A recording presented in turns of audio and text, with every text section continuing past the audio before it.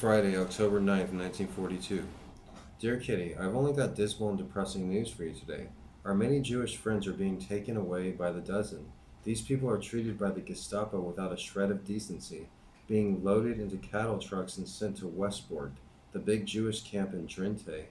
Westport sounds terrible. Only one washing cubicle for 100 people, not nearly enough lavatories. There's no separate accommodations. Men, women, and children all sleep together. Our hair is a frightful immortality because of this, and a lot of women and even girls who stay there any length of time are expecting babies. It is impossible to escape. Most of the people in the camp are branded as inmates by their shaven heads, and many also by their Jewish appearance. If it is as bad as this in Holland, whatever will it be like in the distant and barbarous regions they are sent to? We assume that most of them are murdered. The English radio speaks of them being gassed. Perhaps this is the quickest way to die. I feel terribly upset. I couldn't tear myself away while Mia told these dreadful stories, and she herself was equally wound up for that matter. Just recently, for instance, a poor old crippled Jewess was sitting on her doorstep. She had been told to wait there by the Gestapo, who had gone to fetch a car to take her away.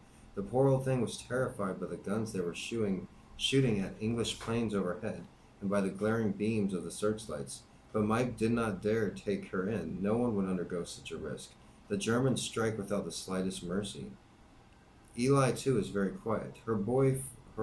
Ellie is very quiet. Her boyfriend has gone to Germany.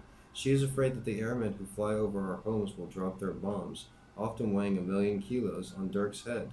Jokes such as, he's not likely to get 1,000,000, and it only takes one bomb, and in rather bad taste. Dirk is certainly not the only one who has to go. Trainloads of boys leave daily. If they stop at a small station en route, sometimes some of them manage to get out unnoticed and escape. Perhaps a few manage it.